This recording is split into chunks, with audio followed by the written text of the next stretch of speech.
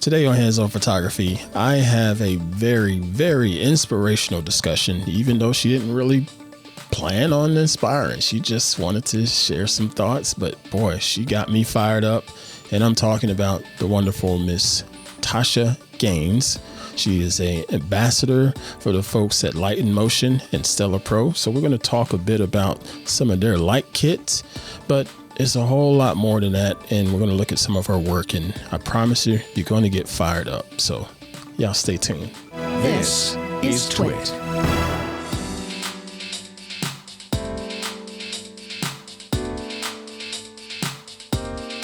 Hey, what's going on, everybody? I'm Ant Pruitt, and this is Hands On Photography here on TWiT TV. Hope y'all are doing well. I am unbelievable as always, because I love doing this show. I get to sit down and share different tips and tricks to help make y'all a better photographer and a better post processor. And then I also get the honor and pleasure to sit down with the guests from time to time. Some pretty dadgum awesome photographers. And this week is one of those weeks. I have the pleasure, the honor to sit down with the wonderful Miss Tosha Gaines, y'all. Miss Tosha Gaines. How you doing, lady? I'm doing good. How about yourself? I am unbelievable as always. Now, I had the honor and pleasure of getting introduced to you through some folks at the what are they called? Light in Motion, some lighting folks. I was able to get in touch with them, and they introduced me to you, and I was like, oh, yeah, I want this intro. I've seen some of her work. Please intro me to Miss Tosha Gaines. So I'm glad to be able to get you on the show, as I really wanted to have you on and have you discuss some different tips for our audience, because our audience is typically the beginner photographer or intermediate photographer that's trying to sharpen up their skills and just, continue to get better in this craft. And I know you got a bunch of different tips and tricks, but we're going to focus on a particular theme, if you will, but we'll get into the tips and tricks here momentarily. I want to allow you first to be able to tell everybody a little bit more about you, like how long you've been doing photography, how'd you get started in photography? The floor is yours. So, hey, how did you get started in photography? And tell us a little bit about the type of photography that you do. Okay, so that's going to be like a double-loaded question. Okay, well, we got time. It's going to be really funny. The reason why I ended up becoming a photographer, because, when you have kids, you don't want to pay anybody. And so at the time, my daughter's father, he's a photographer too, and a videographer. So he taught me some of these tricks that I'm learning. So watching my daughter grow from my camera was like the most beneficial thing. And then I started venturing out to photograph other things like people and landscape. And I'm like, ooh, I really like landscape. And then I realized, no, I really don't. It was really boring. And it was just to do with sitting there. Hold on. All right, see, I'm going to have to interrupt you now. You going to call landscape boring? Really? For my personality, yes, because I am very energetic. I like to talk to people and interact, and I'm goofy. And I can't just talk to a plant or landscape and what's all that. So I needed that energy back. Even though I love plants in my home because they're calming, I'm not a calm person. So sorry. Yeah, just need to breathe on that one. We're going to talk post-show. You just wait. Whatever. You'll be fine. but please, continue. Wow, I just got busted on YouTube, seriously. But I start enjoying more photography when my daughters did start playing sport, because, again, I don't want to pay anybody, but I can do it better. Mm-hmm. So I went ahead and learned my craft. A lot of classes, a lot of YouTubes, and a lot of, putting money into your skill. Right. By trade, I'm an occupational therapist, pediatric occupational therapist. That's awesome. And I've been one for, sometimes it is, but not. But I love what I do as a job, and also that job has pivoted me to more my niche that I like to shoot more now and when I'm working on my project. But my daughter was my main motivator learning photography. And then when I started learning, okay, this is my therapy. When you're working in the medical field, it's very stressful. Yeah. You got to deal with everybody during the day. And I needed my own coping mechanism how to deal with. Right. And photography was it. And then my dad passed away. That was one of the hardest things I had to deal with in my life. Understand. And yeah. I had to photograph my dad's funeral from the beginning to the end because my mom asked me for that. Right. So not only the photography was my therapy, it was also helping my coping mechanism about my dad's death. Nice.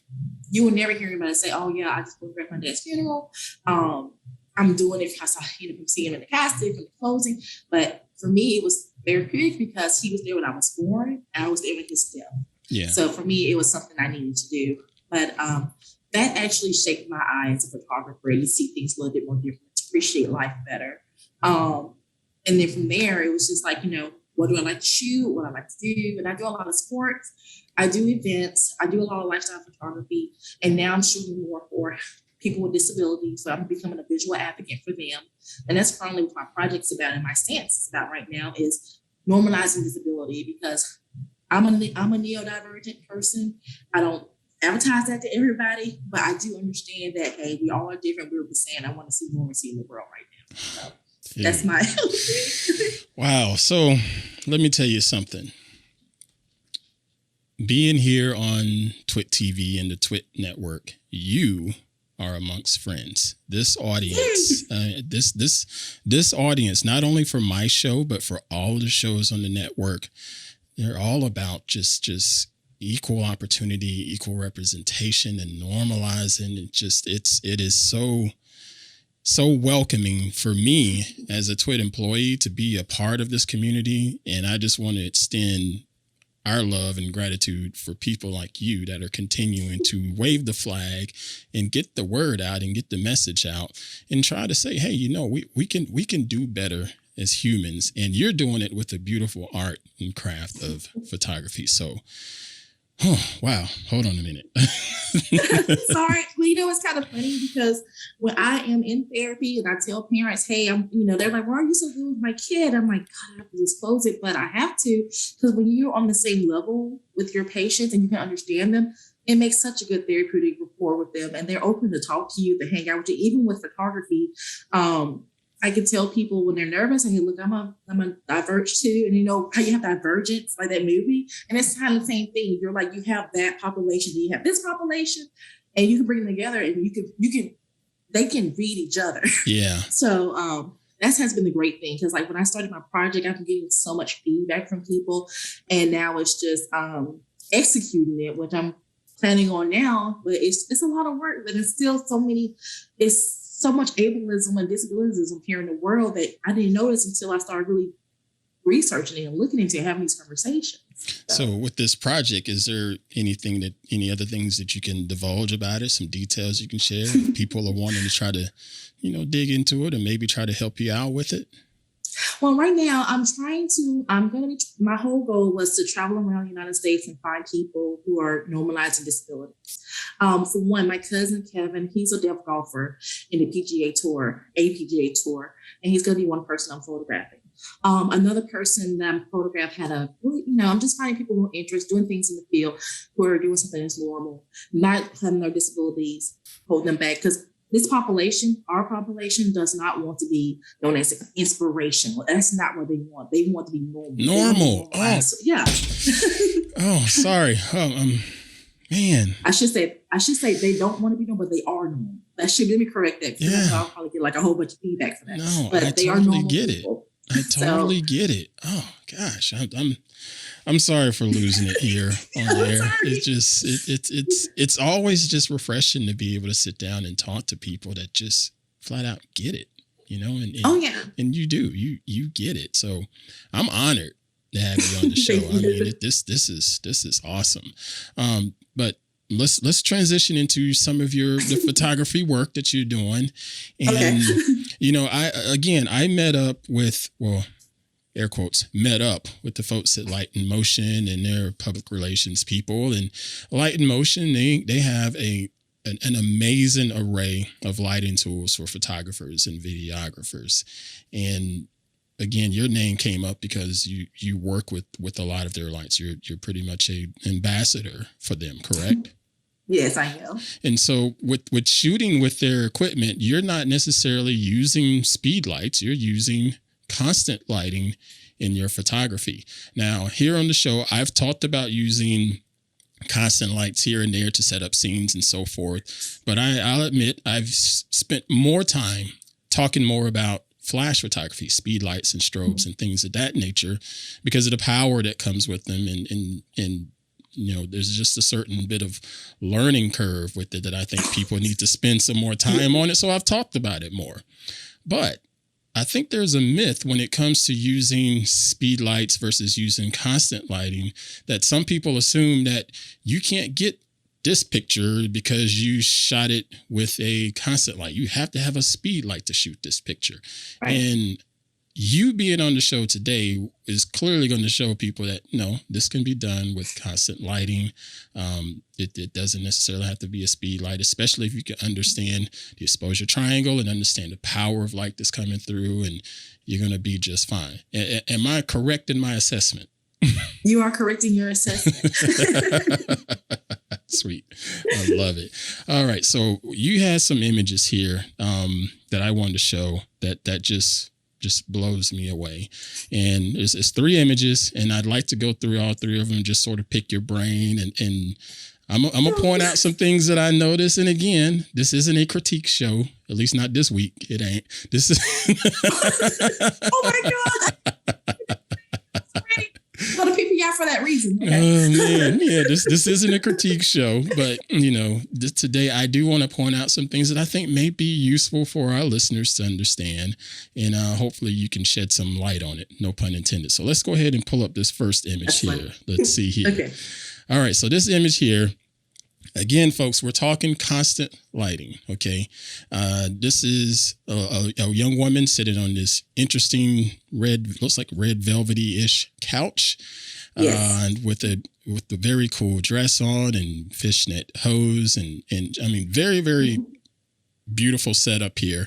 And the lighting looks like it's a single key light, placed at roughly a foot above, and placed it roughly a foot above and roughly straight on about, right at 90 degrees straight on in front of her, similar to how you would set up a beauty dish. Am I correct on my assessment, ma'am? Unfortunately, you are correct. I got it right. But another thing is, I'm going to give you a synopsis about this whole picture anyway, since we're on it. Yep, please do. I actually turned all the lights off in the room. Okay. And only thing I have in front of her also is another light. It's a natural light source window in front, which is like a room over. Okay. A room in front of her. Okay. That was the fun thing. The other thing is that backdrop is actually white. Oh, interesting. And I have a gel that I had put on the side of an umbrella that reflected it for that wall. Okay. So you using one of the StellaPro lights from Light Motion? That's my CLX 10 over her. Ooh, and I know that light.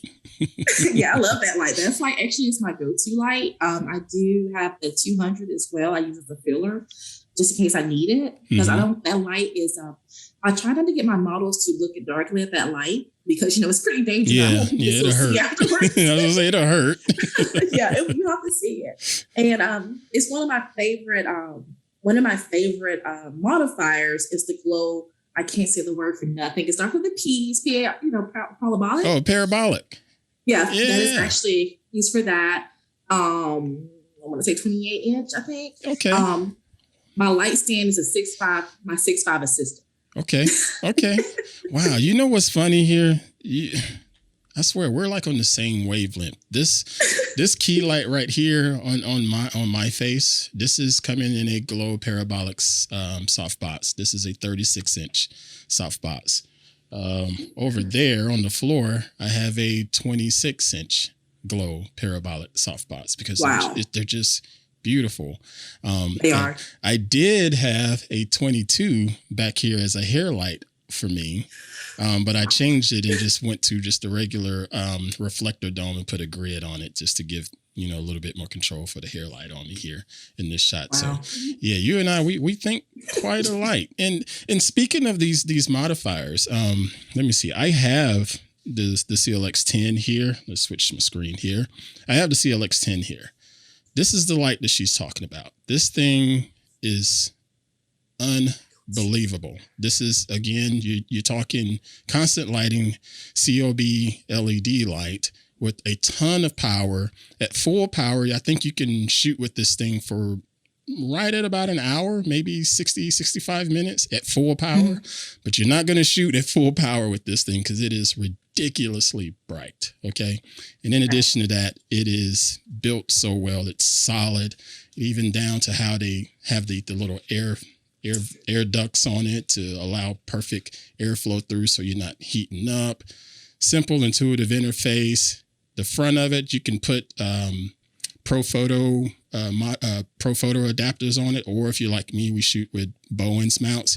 You can put a Bowens mount adapter on here, so you can mount whatever modifier you want to it. I mean, these things are such a beautiful light. Some lights, they say they're rated at 5600K. This one actually is rated at 5600K. Oh yeah, they like sometimes I can know when I'm going full power because I hear the motor going. And right. Like, oh no, I don't need to be doing right. That now. Just turn it down. Turn it down. You don't really need to run those at full power. They're so bright and just beautiful work. They're even water resistance. You can use these things out in the rain. Just ridiculous. Okay. Anyway, my fanboying is over with the StellaPro. Sorry, this show is all about you. Sorry. So let's get back. I work with them, so it is about me. Right? All right. So let's get back to this image here. Again, I walked through the lighting setup, and can you take me through why you chose that particular lighting setup and why you decided to go with the gel on the back? Just because the white wall was not, I love color. I'm not gonna lie, I'm a coloristic person. I just gotta have colors that way. And so originally that also, it had a whole bunch of frames around it as well. And I removed all those because it wasn't matching up with the decor. You know, this is a burlesque group, to be honest with you. I just shot this 3 weeks ago. And so I know their theme. I understand my client, what they wanted, and they wanted a dynamic look. This is a new member of the burlesque group. And she wanted to highlight her cheekbone, her collarbone. You can look at right there. So that was the main reason why I chose the light, because the light coming down, falling on her shoulder like that, it highlighted the main thing they wanted to see. Okay. Beautiful. I was hoping you'd say that. Yeah. Oh, not that I'm doing, I'm shooting. But I like it. It's because she has those features in her face, like, you know, the devilish features that she try to portray. So when I told her the light to look up, I moved my light over just a little bit, just for her to see it, for her to avoid the light contact. Right. The reason I put like a little gel on it, because it was like a little reflection off, like I put it where the picture was, and my assistant had it slided there, so I ended up with the background color of blue from that blue gel. Nice. But this thing is just it's such an unbelievable shot. It grabbed my attention immediately when you sent it to me on so many levels, from just not only the subject matter, but just the technical side of it. You know, it totally stands out. So it's just lovely. But now I have two other shots of you that you've shot that I wanted to share. So let's move on to shot 2 here. So let's go to shot 2. And again, folks, we're not talking speed lights. We're talking constant lighting. This is precision constant lighting. That's the thing. So she clearly has some sort of modifier to manage light spill. Again, she's handling the exposure triangle. And what we're looking at is a dancer that's lying on the floor with, again, a key light that's up above. Roughly, I would say it's probably from her head about maybe 70 degrees up and about 30 degrees off to her left, or camera right. And the camera is on the floor shooting this frame, and it's beautiful shot on a reflective floor. So you get this mirror reflection of the dancer blending into the floor perfectly with the nice little feather, and the colors all just feathered off in a black, dark background. Not totally black, but it's a dark background. It almost looks like there's some curtains behind her. But again, this is just beautiful setup and beautiful work from a technical standpoint of it as well. So, all right, I'm shutting up about this. You tell me about this and walk me through your thought process with this shot. Okay, this is Taylor. She's a beautiful dancer. I love her to death. I'm actually going to shoot her again in a couple of weeks for Dia de Muertos. So the light is on my camera right. Okay.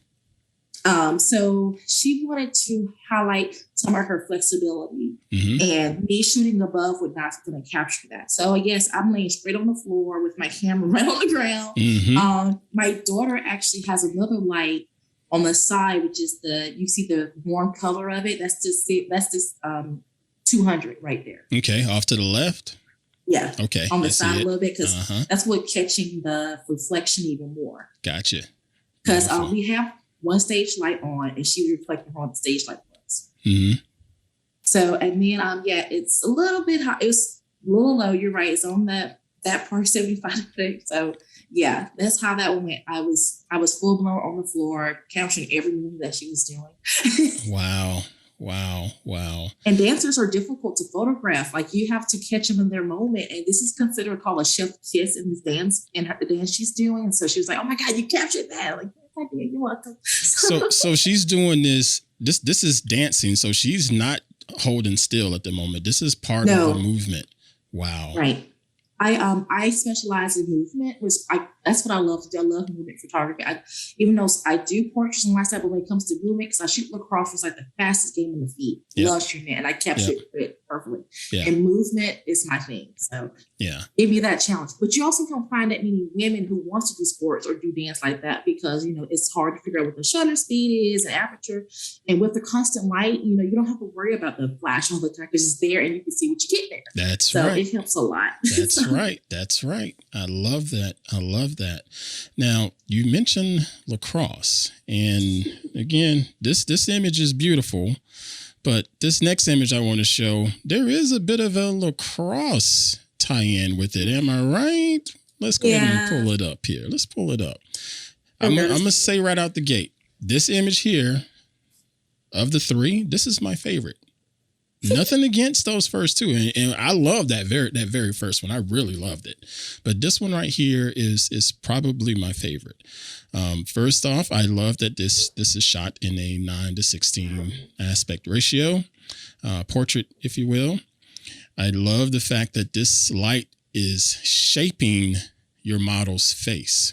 It's up just high enough, casting just enough shadows, and you clearly have it a lot closer in this scene versus the other two images because of how fast the light is falling off on your model's face, off of your model's cheeks and jaw lines. And just I love this. And I saw it, and I immediately just saw emotions coming out of this. I saw confidence coming out of this photograph. And when you sent it to me in email, I think I sent back to you, "Oh my God," Okay,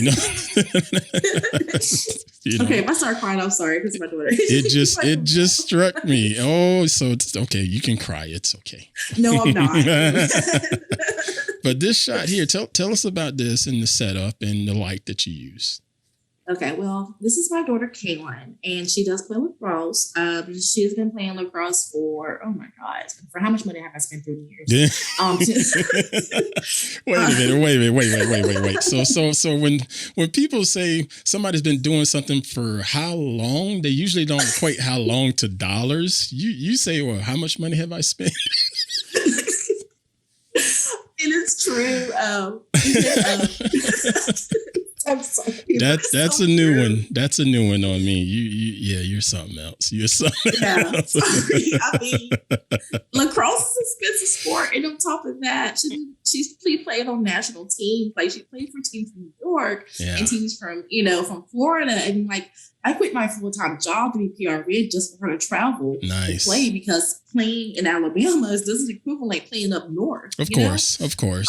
So when I quit, I was like, Kaylin, I'm paying all this money for you to play. And then I realized, I'm a photographer. I can pay this with my work. They don't need pictures for their website. That's right. That's right. So I told her, you want to play, but I got to work. So still I had to work. With this shot, this is actually something she wanted to do to announce that she's going to be playing in college. Congratulations to the both of you. Yeah, I'm going to still spend a little bit of money, but she's okay. And one thing about Caitlin that I love about her, she's a very confident girl. She's very strong-willed. I mean, she's a Scorpio, for God's sake. So what do you think about it? You know, that's just her personality. Got it. But the striking thing about her features is her cheekbones and her fierce eyes. Mm-hmm. When she asked me to photograph her, she told me when she wanted and where she wanted it.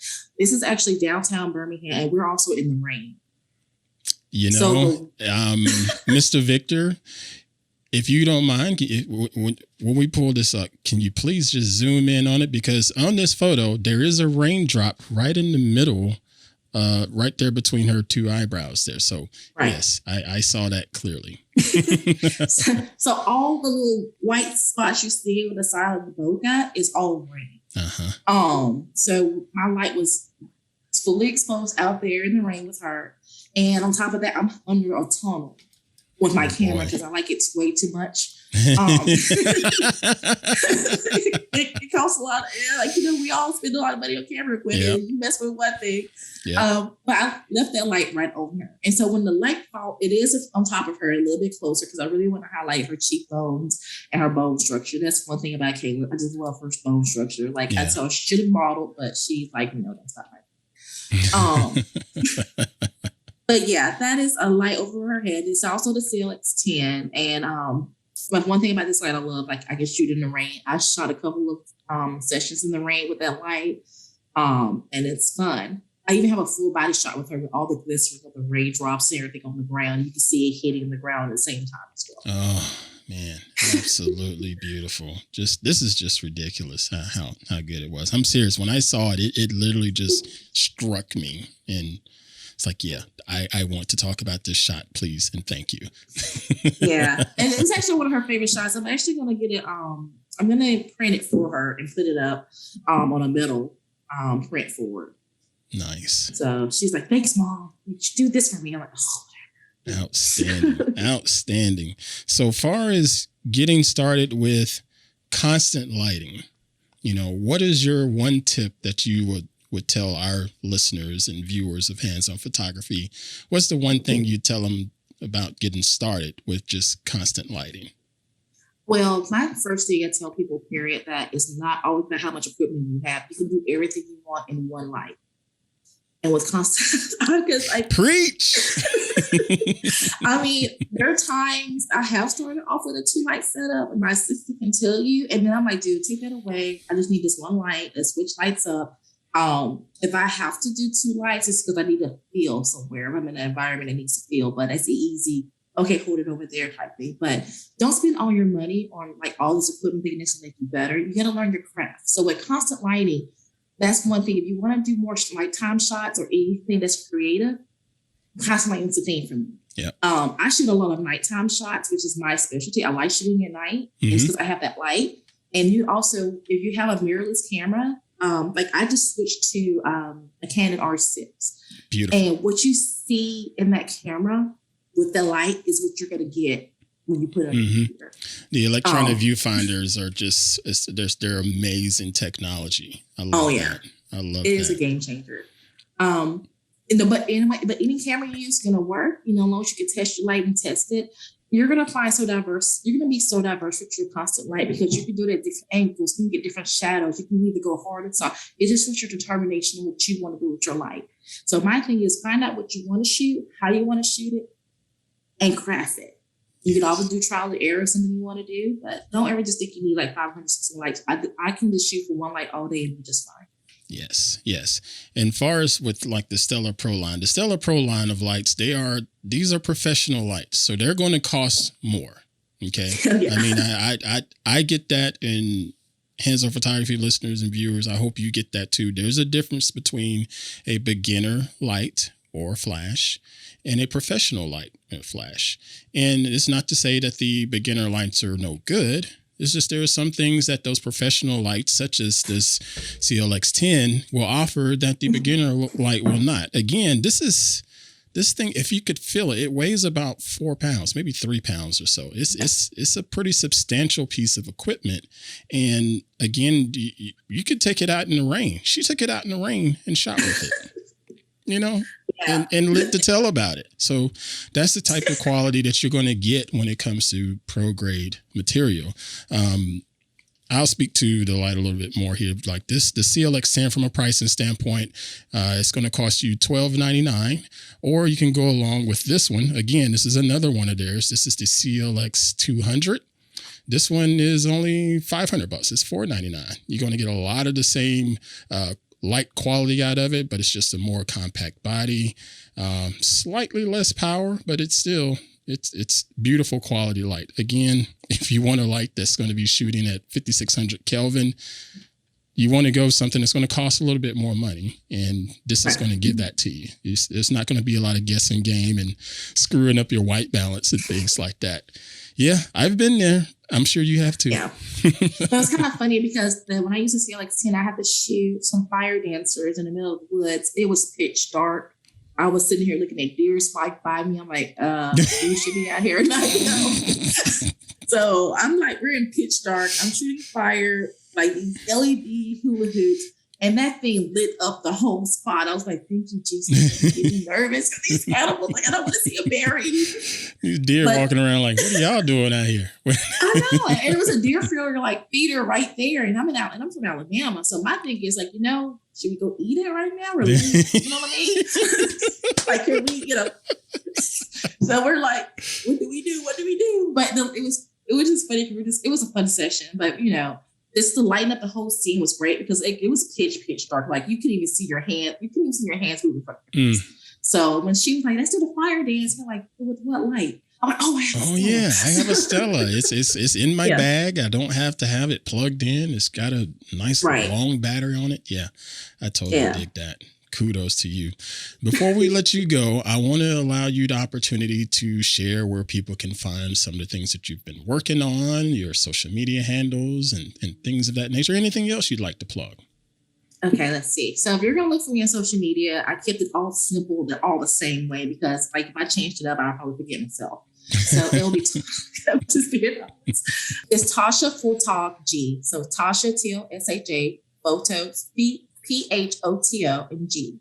And that's on Facebook, that is on Instagram, and that's also on Twitter, I think. But my website is www.ToshaTosha Gaines Gaines.com. So that's where you can find me. And then just keep on Instagram. I'm pushing my project a little bit more right now. So you'll probably start seeing me doing a lot of disability advocacy. Like today, like on my website, on my Instagram, it's talking about the Paralympics and their starting video they had for Tokyo 2020 for the Olympics. Mm-hmm. First time I've seen a very straightforward message about, and it's also represented what they want. And they actually interview people who, understand what they did. So outstanding. You'll see a lot of that. You also see a lot of my shooting, like a lot of my lighting setup sometimes. You also see a lot of my dramatic lighting setups and stuff like that. And you might see a couple of reels when me and my daughter just don't have any common sense. And so I just warn you, see my reels, you'll see some stuff like, okay, this is a mother-daughter. Are you sure? But you'll see also a lot of my behind the scenes and how I shoot, and you'll see how low I can make to the ground with photo yoga. Oh my goodness. This is awesome. So, You are one of a kind, ma'am. This has been again, it's been moving and inspirational and quite out hilarious at times too. So I really, really do appreciate you joining me on the show this week, Miss Tosha. Thank you. Thank you for having me. It was fun. Thank you so much. All right, everybody. That is going to do it for this week's episode. This was just, man, the energy.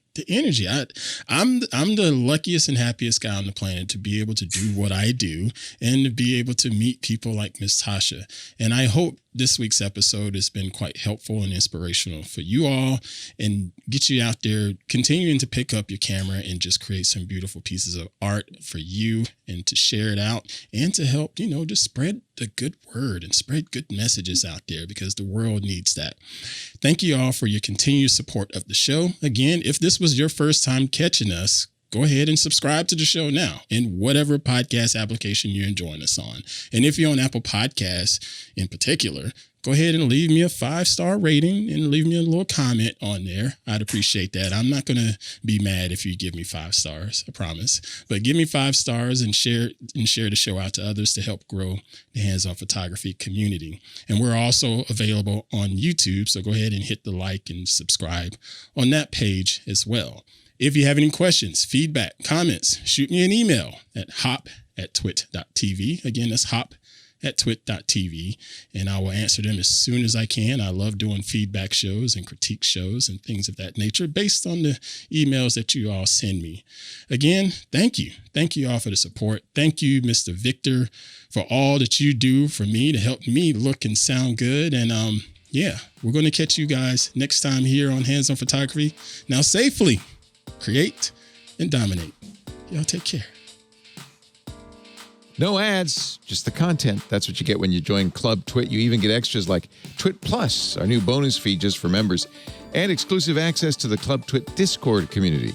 Join now for just $7 a month and support TWiT as we continue to create top-notch podcasts you expect and deserve. We're just getting started, so be one of the first to join as we build Club TWiT from the ground up. You could be an early member. Go to twit.tv/clubtwit to learn more and sign up now. Thanks.